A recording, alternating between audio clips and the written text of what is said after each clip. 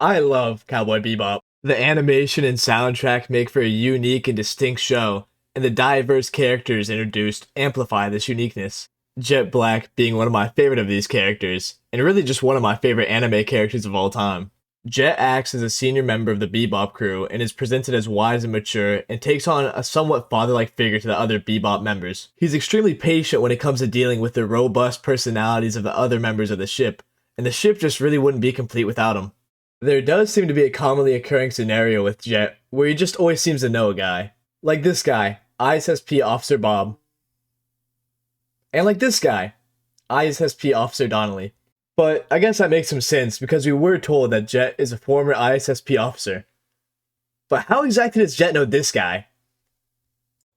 This man is a feng shui master and a former major consultant for the Blue Snake crime syndicate. How does Jet know this guy? All of this leads me to question, who was Jet before the Bebop? Fragments of Jet's backstory can be found throughout the whole entire series, but I have taken the liberty to do some digging and compile everything I could find on Jet's backstory into this video. Early life. Jet Black was born on December 3rd, 2035, on Jupiter's largest moon, Ganymede. He developed a love of blues through his mother and often got advice from his grandmother.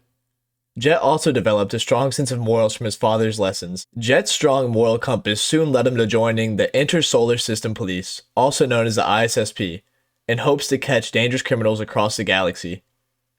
Life in the ISSP.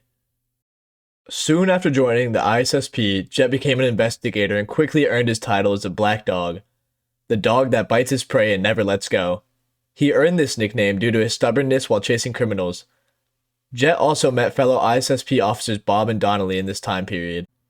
After some time in the ISSP, Jet came to know Pow, a major consultant for the dangerous Blue Snake crime syndicate. Along with his work in the ISSP, Jet carried on a relationship with a woman named Alyssa, a barkeep on Jet's home planet Ganymede. Their relationship lasted for multiple years in the early 2060s, but in this time, Alyssa became increasingly unsatisfied. Feeling that she had no freedom in the relationship, she decided to leave Jet, leaving behind only a watch and a note that read farewell. Jet, in immense grief, questioned the reason for his abandonment, and promised himself that if the watch that she left ever stopped before Alyssa returned, he would leave Ganymede forever. This bad experience pushed Jet further into his work with the ISSP, and he began to investigate a powerful mafia organization that had begun to corrupt a large part of the police force. One night, together with his colleague and friend, Fad, Jet chased Uday, a powerful gunman affiliated with the European syndicate. Unbeknownst to Jet, Fad and Uday were working together to set a trap for Jet. When Jet and Fad split up to capture Uday, Jet ran right into the trap. A bright spotlight temporarily blinded Jet and Fad shot him with a bullet so powerful it destroyed his entire left arm. Jet managed to survive and Uday was arrested. Although a cell regeneration was available to regenerate his arm, Jet instead opted to have a mechanical replacement to have a reminder to himself of what transpired that day. It's unclear if the scar on his right eye is also from this same incident. It was around 2064 when the clock that Alyssa had left for Jet stopped moving. Jet, disgusted with the police force, decided to leave the ISSP in Ganymede.